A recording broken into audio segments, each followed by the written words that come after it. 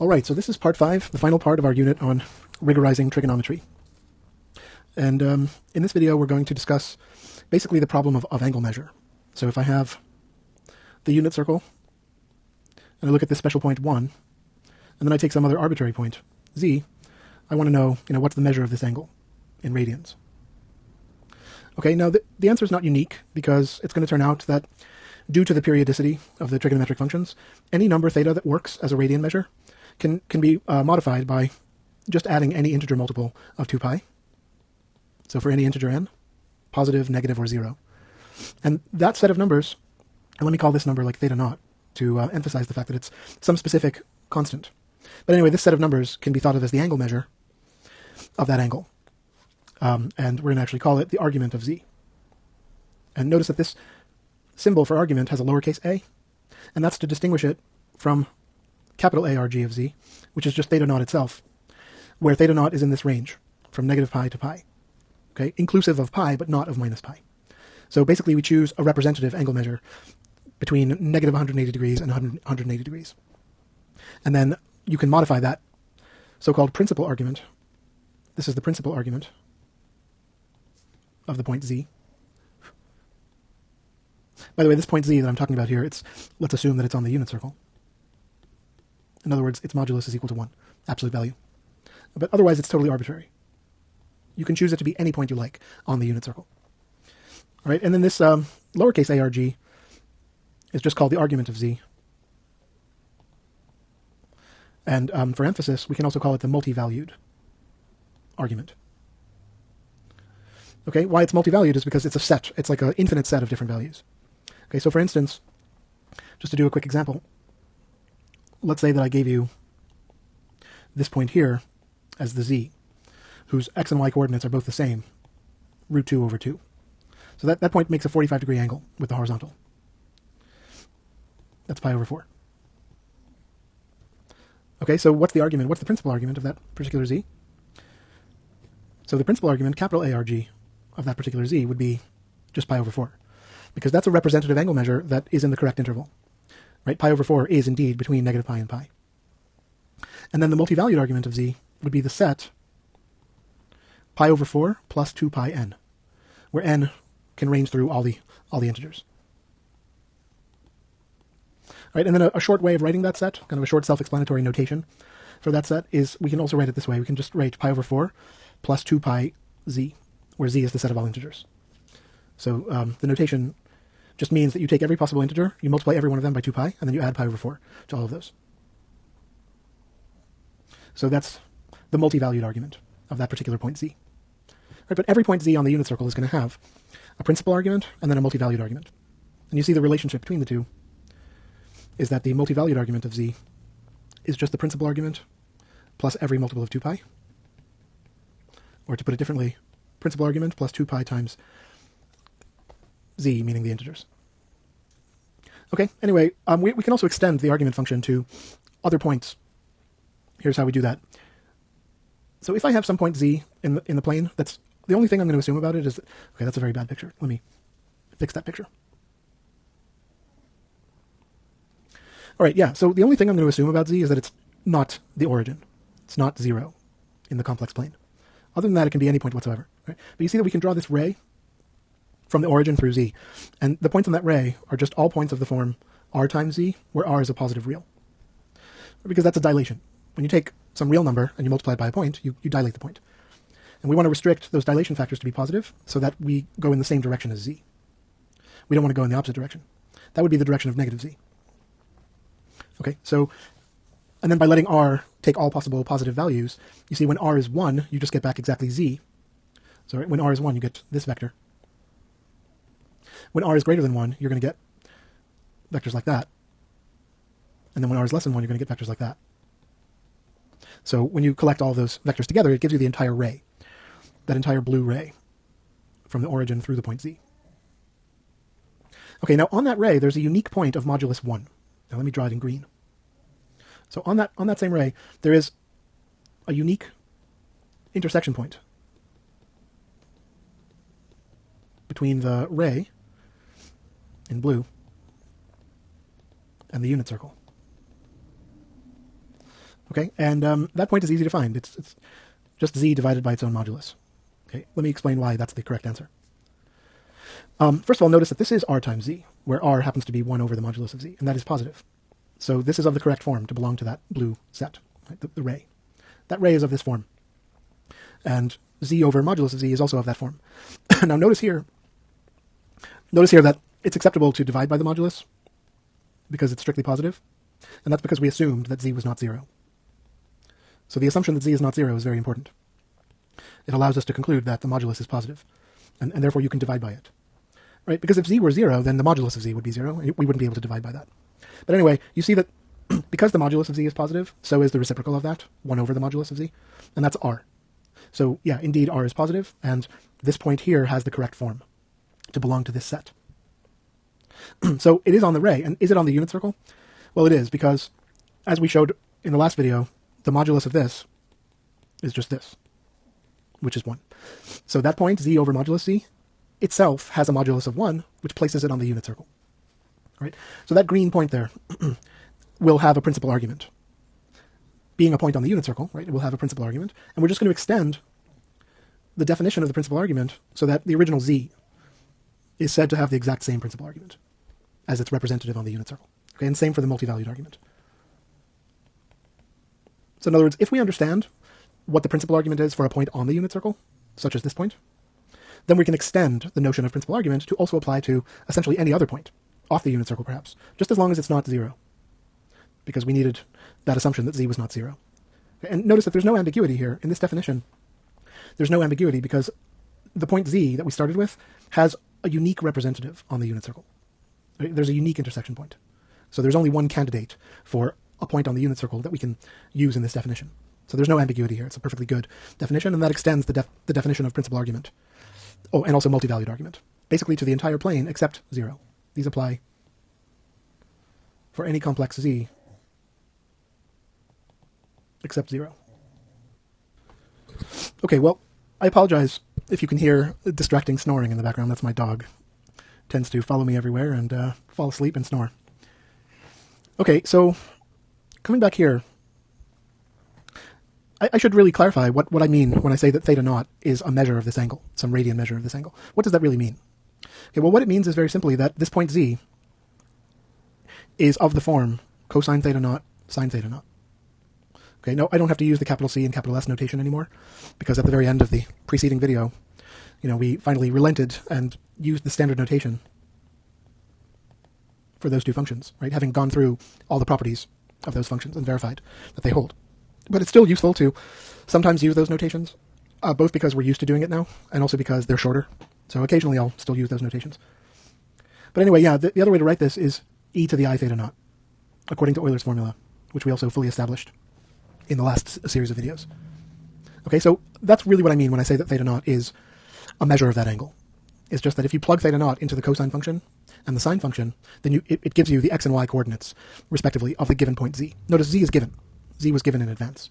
So our task is to find theta naught based on z. And we write the value of theta naught as a function of z. That's what this principal argument function is. It's the value of theta naught as a function of the point z. But we don't know that function yet. That's sort of our goal. The goal of this video is to construct rigorously that function. So in other words, to express theta naught in terms of z in some way. All right, and that's what we're going to do. So let's get started. All right, the first thing I should do is just simultaneously refresh your memory about some older things we did, as well as extend them to the complex domain. Because when the things I'm referring to, specifically the series for nth roots, and then also the series for the natural logarithm, I'm going to extend all of that to the complex realm. We only developed it for the real realm, meaning everything was a real number. But it turns out that we can make all the numbers complex, and everything still works. So I'm going to do it. I'm going to sort of redo it with you. But I'll do it in the complex world. And this will serve two purposes. One will be to actually extend these theorems to the complex domain. And then the other thing will just be to refresh your memory about those developments that we went through earlier. Okay, so I'll do it quickly. For more details, you can just rewatch those videos if you don't remember how these things worked. Right? The video on the series for the nth root. And then there was a video where I derived from that the series for the natural logarithm using the dominated convergence theorem. So all of that is available. And you can rewatch it. right, so let's just quickly remind ourselves of some things. Let's say I have some complex number, z, whose modulus is strictly less than 1. So that places it inside the unit circle, in the interior. So let's say here. Okay, because remember that the modulus of z just means the distance to the origin. And so that being less than 1 means that the point z is within the interior of that circle of radius 1. All right, now we're going to define this function s sub a of z as the sum of the jth falling power of a over j factorial times z to the j, where j runs from 0 to infinity. Okay, so I'll remind you that the jth falling power, by the way, this a is real, I should have said. A is still real. So remember what that means. It's just like a times a minus 1 times a minus 2 up to a minus j plus 1, so that you have a total of j factors. Okay, that's if j is at least 1. And then if j is 0, then the jth falling power or the 0th falling power is just defined as 1 by convention. Just like ordinary powers are defined that way, where the 0th power is defined as 1. Okay. Good, so we consider this series, but notice now that it's a complex series now. When we considered this previously, it was a real series, where this was like, instead of z, it was x, and we had assumed that the absolute value of x was less than 1. And we're making the exact same assumption about z, it's just that now z is complex, but still a number of absolute value less than 1. All right, so the first thing to see is that the series converges. And the proof is the same as in the real case. Let me just assert that this converges. For any a, for any real number a.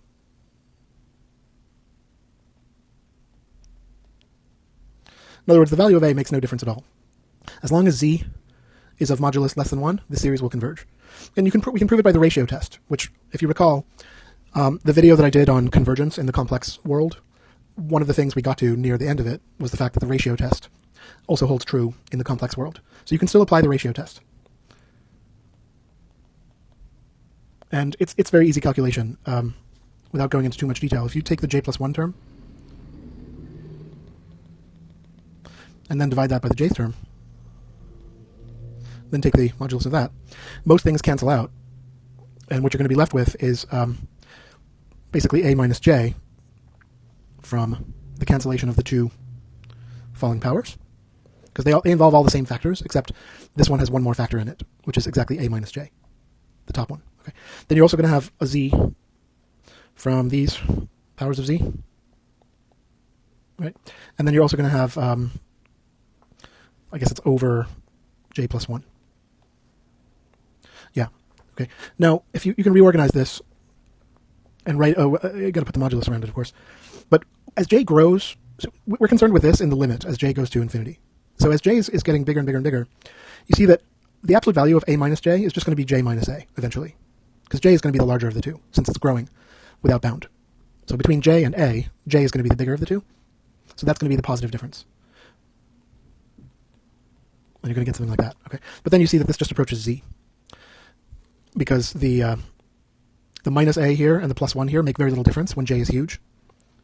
So that factor in parentheses just goes to 1. All right, but you see that the limit then is less than 1, which is exactly what's required in the ratio test for convergence. So yes, this definitely converges for any particular a in the reals.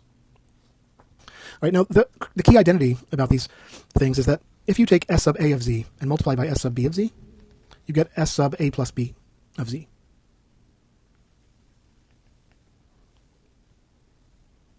All right, so I'll quickly remind you how we got this for in the real case. All right, so the idea was we have a certain series, and then we're multiplying this by a second series, and I'll use a different index of summation for that. So we can use the theorem that we proved on multiplying two power series, the products of two power series. And these are power series too, it's just that the variable whose powers are being taken is complex now. But the theorem itself is still true. If you think back, okay, I can't really take the time to go through all the details, nor do I think you would want to see them again. But the proof of that theorem about products of power series really just involved estimating absolute values using the triangle inequality. And the triangle inequality is just as true in the complex world, right, as it is in the real world. So the same proof basically goes through, And what we end up with is the sum, let's say L from 0 to infinity. And then inside here we have to sum basically over all pairs j and k whose sum is L. And then you have to take the product. Then you'll have z to the j plus k, but you can write that as L because j plus k is equal to L. Oops. All right, now we can, so that just comes from multiplying power series. And it's a, so this is from the power series product theorem. And that's the complex version. But again, the complex version has the exact same proof as the real version. It just uses essentially the triangle inequality. And of course the multiplicative property of the absolute value. So both of those go over perfectly into the complex world. All right, anyway, the next step is to then, let's see, we're going to insert basically L factorial over L factorial. But I can move one of those, the top one, inside the inner summation.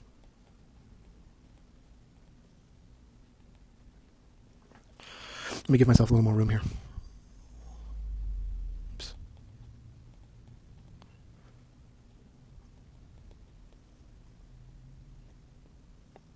Okay, like that.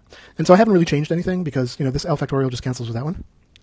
But the advantage in doing it this way is that this is just the binomial coefficient, L choose j. Because notice that k, from this condition here, we can think of k as just L minus j. So, right, it's L factorial over j factorial, L minus j factorial. And that's exactly what we have here. All right, but then we recognize this as exactly the expression in the falling binomial theorem. And we fully proved the falling binomial theorem in the previous video. We proved it by induction. Okay, but the falling binomial theorem tells us that that whole expression is just the Lth falling power of the number a plus b.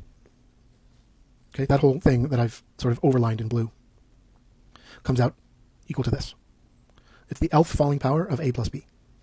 So the expression we get when we did SA of z times SB of z is we just get the sum, L from 0 to infinity. 1 over L factorial was out there. And then everything in these brackets just reduces to the Lth falling power of a plus b. Okay. Now we can just reorganize it to make it look a bit more familiar. But you see that it has exactly the same form as the original S sub a of z. The only difference is that the a has been replaced with a plus b. And the dummy variable, when we originally wrote it, coming back here, when we originally wrote this definition of S sub a of z, we used j as a dummy variable. That is the index of summation. Let's just keep track of where the j's appear. There's one here, then there's one here, and here, and here. 1, 2, 3, 4 copies of j. And then you see the a in there. All right, well, when we look at our final result, we see it's exactly that. It's just that instead of a in here, we have a plus b. And then instead of j, we have 4 occurrences of L in the exact same places. So it is exactly the same function. It's just that the subscript is not a, it's a plus b. Okay, so you see that the same result holds true in the complex world, like if z is complex. The a and the b are still real here. Oh, I should have written that. In this theorem, a and b are just 2 arbitrary reals, but they do have to be real. But z can be complex, as long as its modulus is less than 1. All right, so that theorem holds true. Okay, but we had to rely on this power series product theorem, which, strictly speaking, we didn't prove for the complex case, but if you go back to the proof for the real case, you'll see that the same proof goes through verbatim to the complex case. Okay, and we did fully prove this falling binomial theorem, so that we can certainly use.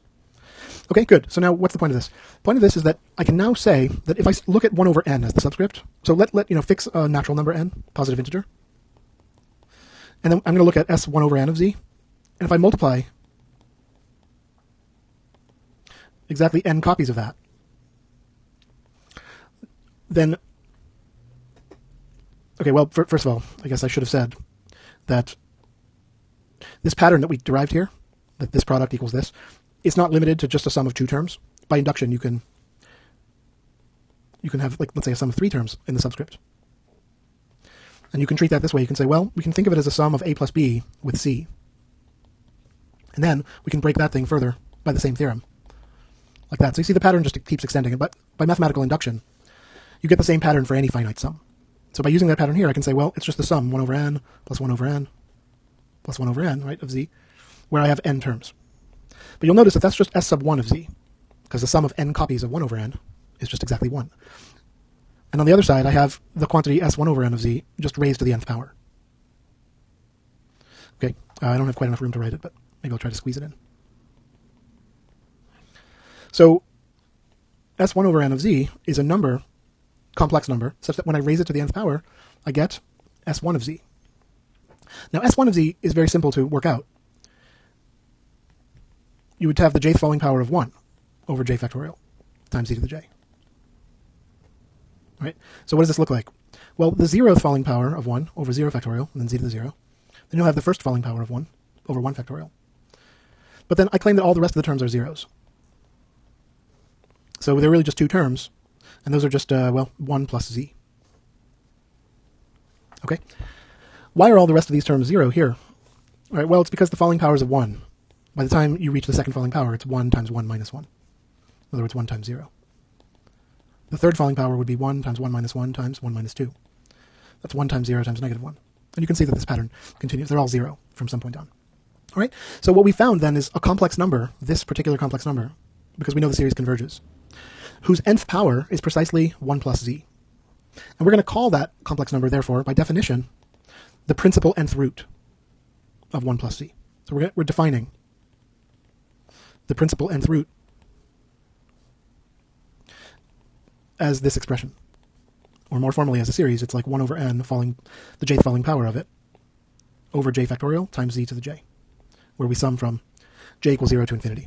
Right? We know that that converges, provided, of course, that, this is very important proviso here, provided that the modulus of z is less than 1, strictly. Because that's necessary for the convergence of the series. You see, if this series doesn't converge, then obviously we can't use it for anything. We can't say that it's the nth root of anything. So this has to converge. And for that, we need this condition. Okay, anyway, so notice that I'm calling it the principal nth root because it turns out that in the complex number system, there are many nth roots. Every complex number, except for 0, will turn out to have n different nth roots. Let me show you a picture of what that's going to look like. We're going to encounter this a little later. But basically, if I just choose any complex number, z, just different from 0, then it will turn out that z has 2 square roots, for instance. And the way you find those square roots is you take the distance to the origin, let's call it r, and you take its square root, and then on the angle bisector, you lay off a distance equal to that square root. So in other words, take this distance equal to the square root of r. And this will be the principal square root of z. But there's another square root of z, which is down here, minus the principal square root. Okay, that's a pretty familiar fact from the real number system, that there are 2 square roots, which are mutual negatives. The reason it works is because whether I put the principal square root or negative the principal square root, when I multiply 2 copies, the plus or minus 1 will always square to 1. And the principal square root will square to z. So I'll get z either way. Right? But it also turns out that z has 3 cube roots. And the 3 cube roots of z can be found this way. Again, I'm assuming this z is different from 0. So I'm going to take, again, this distance, r. But now, instead of the angle bisector, I'm going to look at the 2 angle trisectors. And on the first of those angle trisectors, starting with the x-axis, I'm going to lay off a distance equal to the cube root of r. And that point is going to be the principal cube root of z. But there are 2 other cube roots of z, and they're going to turn out to form an equilateral triangle centered at the origin. So, okay, it's a little tricky to freehand this picture, but it's going to be something like this. So there are 3 cube roots of z, and they form, again, an equilateral triangle centered at the origin. There are also 4 fourth roots of z, which will form a square centered at the origin. And there will be 5 fifth roots, which will form a regular pentagon centered at the origin. And in general, there are going to be exactly n nth roots, which form a regular n-sided polygon centered at the origin. Okay, so this will all appear later. But I just wanted to give you a preview of that because I want to tell you why I'm calling it the principal nth root. Because there are others. There are going to be other nth roots as well.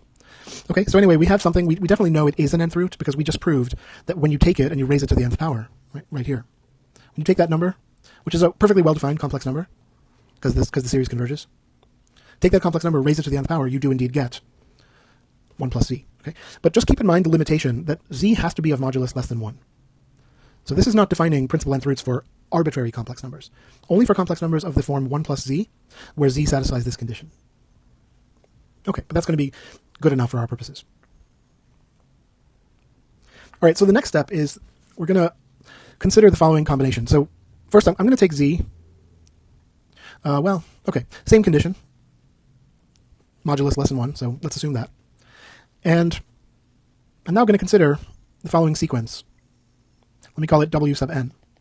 It's going to be n times the nth root of 1 plus z minus 1. Okay, and that should look familiar to you. That's like the sequence we wrote down when we talked about the natural logarithm. Remember that if I wanted to define the natural logarithm of y, it turned out to be the limit of n times the nth root of y minus 1. So basically the y here is being replaced by 1 plus z. And we also did that. Remember in a prior video we talked about what happens when you plug in 1 plus x for y. And then this can be expanded as a series, right, using the nth root series that we just talked about. You can take that nth root series, subtract away this 1, which happens to be the very first term of that series, and then multiply through by n, and then take the limit. And when we took the limit, we needed the dominated convergence theorem to pass the limit sign basically through the series. Pass it like inside the summation sign. Well, we're going to do exactly the same thing here. Right? Let's talk about it. So we have this series.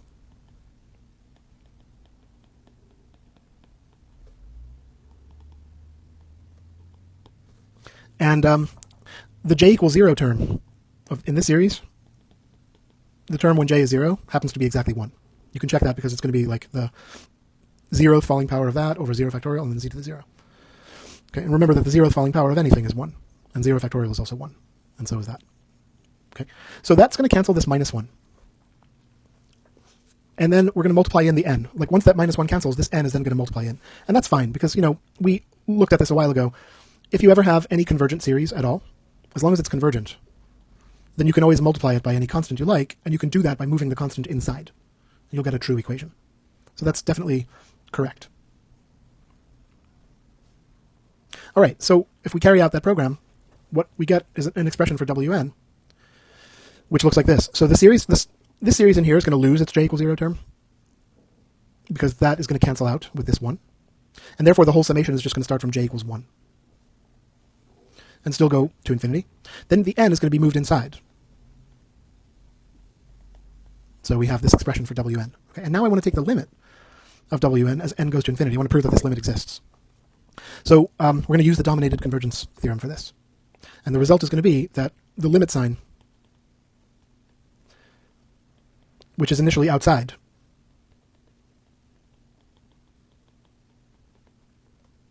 right? So initially the limit sign is outside the series, but we can move it inside by dominated convergence theorem. So, but of course, I have to justify the use of that theorem here by checking that the hypotheses are true. But anyway, it is going to hold, and then we're going to end up getting series. And notice that the limit sign is only with respect to n, so only the expressions involving n have to be kept inside. The 1 over j factorial and the z to the j don't depend on n, so we can just take those out from the limit sign. Right, and then this limit is actually very easy to evaluate. Let me just do that on the next slide. We have to remember that falling powers are defined this way. So 1 over n falling power j, that's like 1 over n minus 1, minus 2, and then minus j plus 1.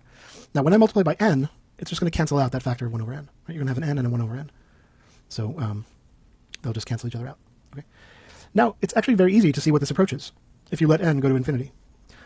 It's just that every 1 over n is going to go to 0. Every one of these 1 over n's just goes to 0, and whatever's left is your limit. Now, what is left is 0 minus 1, 0 minus 2, 0 minus 3, up to 0 minus j plus 1. In other words, negative 1 times negative 2 times negative j minus 1. So there are exactly j minus 1 factors there. And that also means that there's j minus 1, negative 1 factors, which I can take out separately. And what's left then is 1 times 2 times 3 up to j minus 1. In other words, j minus 1 factorial. So that's the limit. And if we just insert that in here, minus 1 to the j minus 1 over, or sorry, times j minus 1 factorial, notice that the j minus 1 factorial partly cancels with this j factorial on the bottom, just leaving a j. And of course we still have this alternating sign, we still have this, and we have this j. So that's all that's left. And then the expression for the limit of the WNs is going to be this series minus 1 to the j minus 1, z to the j over j. Oops, just j. Where j starts at 1. Okay, and if you want to write this out in a kind of long form, what does it look like? It's like z minus z squared over 2 plus z cubed over 3 minus z to the fourth over 4. And so on and so on. Okay, so, and of course we can also write this in the form limit of n times the nth root of 1 plus z minus 1, because that was just what Wn was by definition. So we have this nice theorem that these two are equal.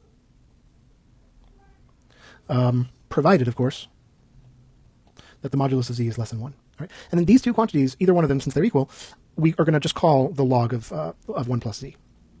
And this is, so by definition, we just define the log of 1 plus z as being equal to either of those.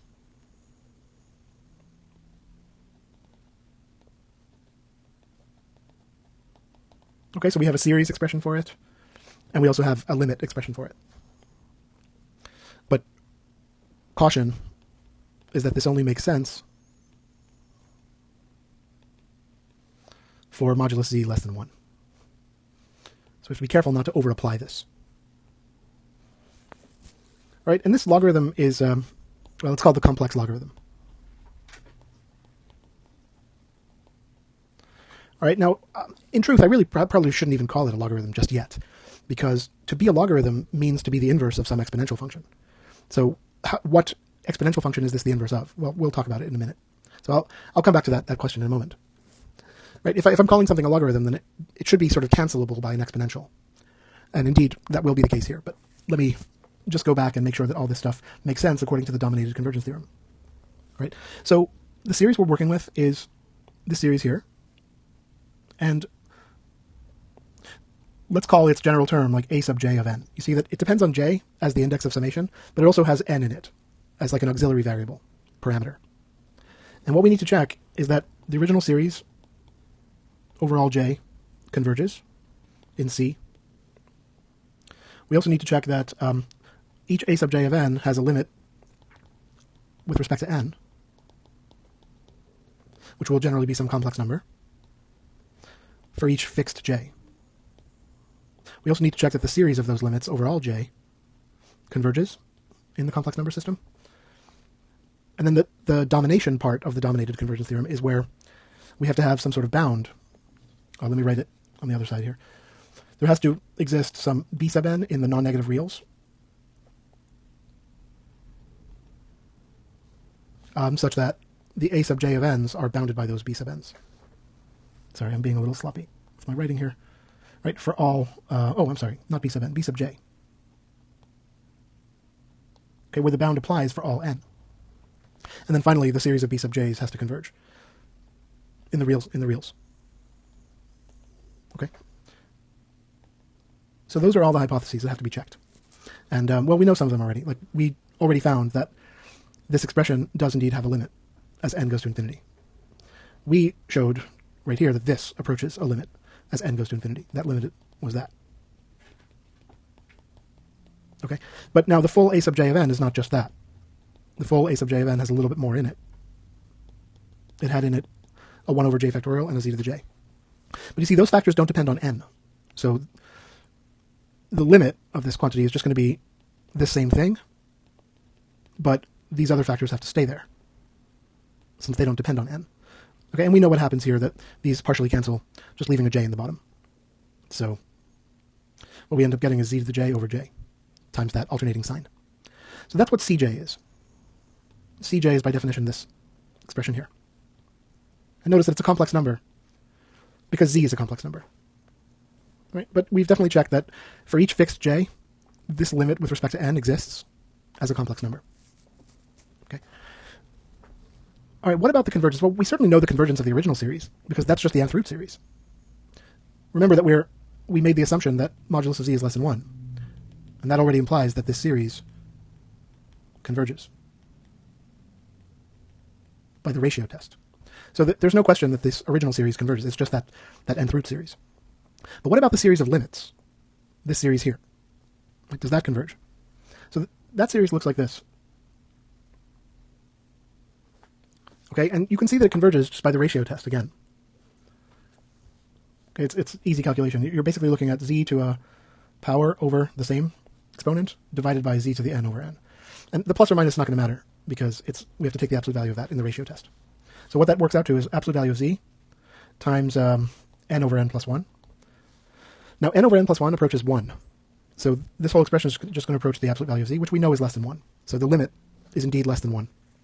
And therefore, by the ratio test, this thing converges.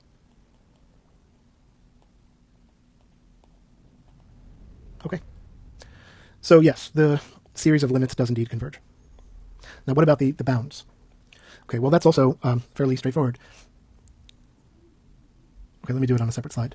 If I look at this term, I have to take its absolute value. So what does that look like? Well, it's 1 over n jth power, right, jth falling power. And if I separate out this, like these factors, which are, well, j factorial is positive, so you can remove it from the modulus sign. But all that's left are these factors, like 1 over n minus 1. Okay, inside a modulus. All right, but now, sorry, there was also a factor of n here, which would have canceled this. So, okay, good. All right, now, obviously, n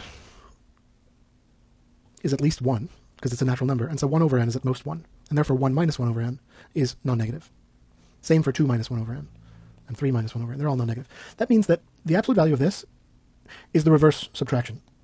It's like the positive difference, right? And the absolute value of this next one would be the reverse subtraction.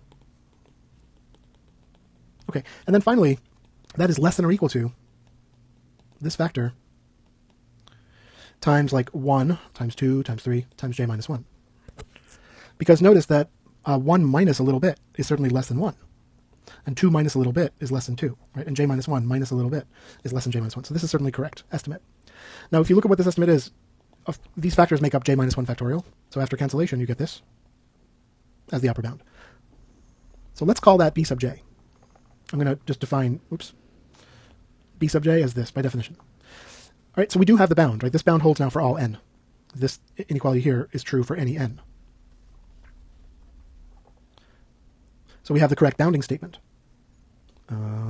This one holds for all n. The only question left is, does this series of b sub j's converge? And it does because, again, the ratio test.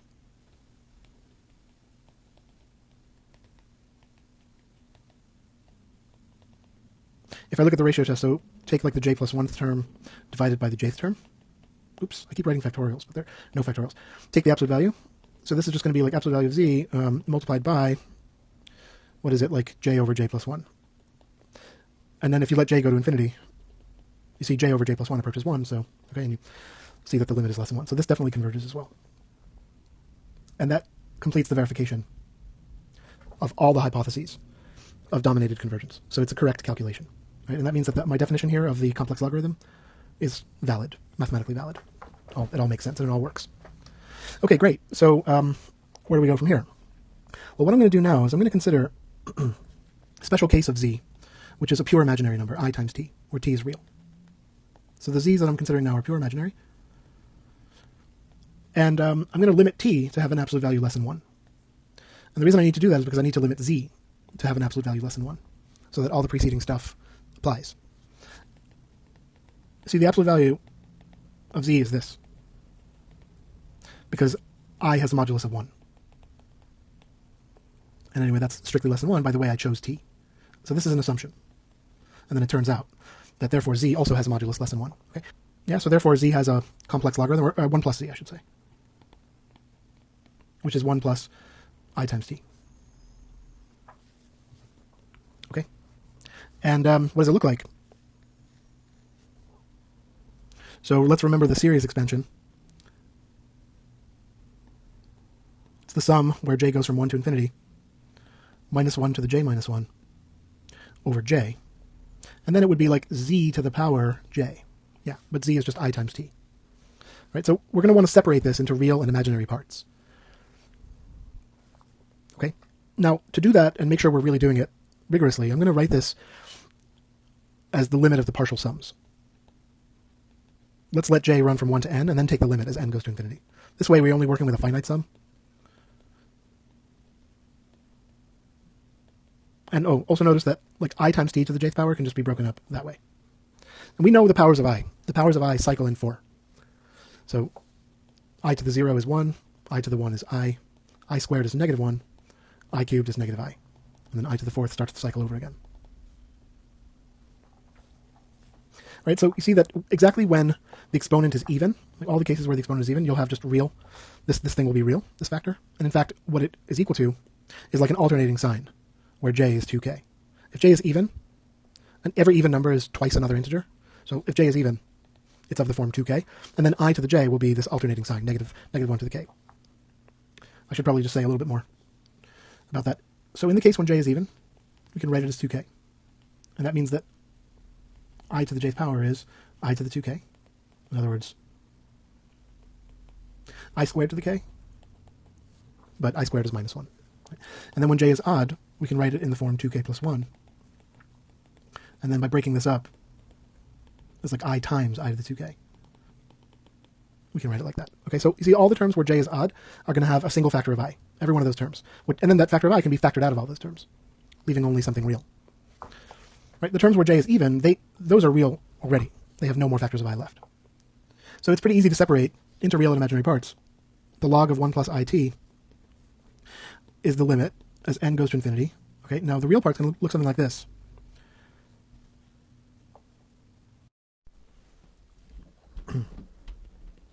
So what did we have? We had minus 1 to the power j minus 1, and then there was I to the power j, and then t to the power j. Yeah.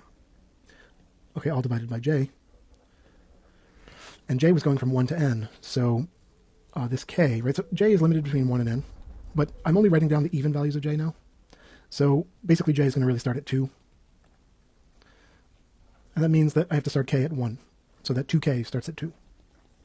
And how high does it go? Well, it has to stop at n, but n could be odd. So the way to do that is to take n divided by 2 and take the floor, and then double that. So that's either n if n is even, or n minus 1 if n is odd. But anyway, the k is going to run up to the floor of n over 2. Okay, then we have the other terms where j has an odd value, and those all have a factor of I. So I can remove that factor. Right, that's this factor of I here. So taking that factor out, then we end up with, again, minus 1 to the j minus 1. Now, the j's here are going to be written as 2k plus 1. So that means j minus 1 is going to be written as 2k. So that's minus 1 to the j minus 1 power. Then I have this factor here, which comes from I to the j. And we have t to the j power over j. Right? And again, j is supposed to run from 1 to n. And so if j is odd, then j is going to have to go like 1, 3, 5, etc. So to make that happen, k has to start at 0. So that 2k plus 1 starts at 1. And where it goes up to is not really that important, but it's n minus 1 over 2 and take the floor. Okay, the reason I say it's not important, both of these upper limits here are really kind of unimportant because n is going to infinity anyway. So n over 2 is going to infinity, and so is its floor. And same with that upper limit. So in the end, it's not going to matter exactly what those upper limits are. But there it is, that's the expression. Okay, so now we can do the following thing. If I can show that this expression here has a limit as n goes to infinity, and if I can separately show that this expression, right, not including the factor of I, has some limit also as n goes to infinity, then the limit sign out here can be distributed to both terms. Because the limit of a sum is the sum of the limits, provided both limits exist. That's why I need to check these two things. I need to check that this limit exists, and then separately I need to check that this limit exists. But provided both individual terms have limits, then the limit of the sum is the sum of the limits, and that will allow me to distribute this limit sign, which will allow me to write the whole answer as just the sum of two series. Namely, I'm going to have the sum of, first of all, some things simplify here. So let me just make a little comment that this factor here can be completely ignored, because when you take negative 1 and raise it to an even power, it's always just 1. So this factor is just a 1, and you can ignore it. Okay. This factor similarly is just always a minus 1, and we can remove that minus 1 from the entire series. So Actually, better would be to include this factor of minus 1 here with these other minus 1 factors. So write that as minus 1 to the k plus 1. Or you could write it as minus 1 to the k minus 1. It only matters like whether k is even or odd. So you can use k plus 1 as the exponent, or you can use k minus 1. Those two differ by 2, so they have the same parity. Anyway, so what we get is like minus 1 to the k minus 1, t to the 2k over 2k. And now you see the upper limit will be infinite again, because I took the limit here as n goes to infinity. And that forces this upper limit to go to infinity as well. So, okay, that's going to be the real part. Then for the imaginary part, I have that factor of I that I had removed out here. And then k will, again, start at 0 that time and go to infinity for the same reason, because this upper limit here is going to infinity, as n is. Okay, but this time we have minus 1 to the k, t to the 2k plus 1 over 2k plus 1. All right? So we're going to keep working on this expression a little bit further, but just we need to first just check that these limits exist, right? This limit and this one, how do I know that they exist? Well, that's just the same question as asking whether these two series converge, because the sum of this series would be the limit of this. These are partial sums. You see, this expression up here that I just overlined in blue is just some partial sum of this full series here. So the question I'm really asking is, do the partial sums have a limit? In other words, does the series converge? So that's the question. Does this series converge in the reals? And same with this one. Does it converge? And the answer in both cases is yes, by the ratio test, using the fact that the absolute value of t is assumed to be less than 1, okay, which we started out assuming. So in both cases, it's very easy proof. I'll leave it to you as an exercise to apply the ratio test to both of those and show that they both converge. Okay, so yes, indeed, it is valid. Sorry, both of these limits do exist because they're just the sums of those two series. And so the move we did where we distributed this limit sign was a legitimate move. Okay, great. So now we can keep working on this expression. See, that first summation is very, very nice, because if you pull out a 1/2, and if you also write t to the 2k in this form, t squared to the k, then what you're left with is exactly the natural log series, but with t squared in place of x.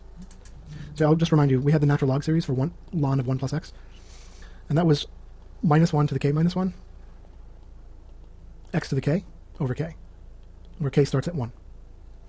And that's exactly the series we have here, just ignoring the factor of a half outside. But the only difference is that it's t squared that's plugged in for x. So you see what this is. Okay, the other term's going to keep the same for now. But yeah, we can see what this is now. This is nothing but the ln of 1 plus x, except that x is now replaced by t squared. And there's a factor of a half outside. Okay. Now you'll remember that when you have like ln of a to the x, you can pull the x down in the front as a coefficient. And in the reverse direction, if you have some coefficient here, you can rewrite that as an exponent.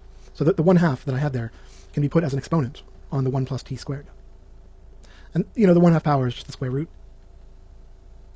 So we have that term. And then we have this imaginary part. Now, actually, it's probably worthwhile to write out that imaginary part like in longhand form, just to really understand the pattern. Okay, it's this part I'm talking about here. When k is 0, what you end up with is like t to the 1 over 1. In other words, just t. Okay. Then the signs alternate, and when when k is 1, what do I get? It's like minus t cubed over 3, and then plus t to the 5th over 5, then minus t to the 7th over 7. So you see, it's a very, very simple pattern. It's just the odd exponents that are involved, namely 1, 3, 5, 7, 9, and so on. And the signs alternate. You can see it directly in this. It's just the odd exponents, and you're dividing by that same power. But the signs are alternating. Okay, so, and we know that the series here converges. Provided, of course, t is of absolute value strictly less than 1. All right, so we now have an expression for the complex log of 1 plus it. And I'm going to just give this function here a name. This is a function of t as well. I'm going to call that the Arctan function.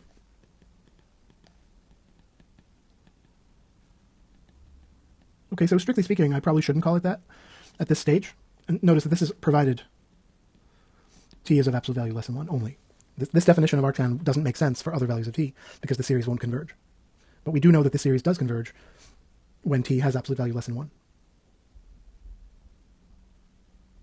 Okay, so now I should tell you that Arctan function is actually going to turn out to be meaningful on the entire real line. In fact, its graph is going to look like this. it's going to have horizontal asymptotes at pi over 2 and minus pi over 2. And it's going to kind of approach this one from that direction and that one from that direction. But you see, I'm only defining a small portion of it between 1 and minus 1. Basically, in the open interval between 1 and minus 1, I'm giving a formula for the arctan here. The values of arctan out here, or here, or whatever, like those have to be defined separately. And we'll do that later. I'm going to give a separate formula for arctan that applies when t is greater than 1. And then a separate formula when t is less than minus 1. But the formula that we are dealing with here is only when t is between negative 1 and 1. Okay? So we'll kind of piece together the entire arctan function eventually. But at the moment, we've only defined it in that open interval between negative 1 and 1. All right, now, as I said, I probably shouldn't be calling it the arctan function at this stage because that name carries with it the implication that the tangent function cancels that out and gives you t. And that is indeed going to turn out to be the case. But we don't know that yet. Nevertheless, so in other words, what I could do is, just like remember in the last few videos, I started by just defining this function as a series, but later I called it cosine. So what I could do is I could do the same thing here. I could just call this function like capital A of t. Just define it as that series. And then later, when I prove this cancellation law, then that will justify calling it arctan. Okay. Maybe I'll do that. That's not a bad strategy. Maybe let's do that. Okay, so just keep in mind that this function I've defined here, when properly extended to the entire real line, will give us the arctan function. We will call it that eventually.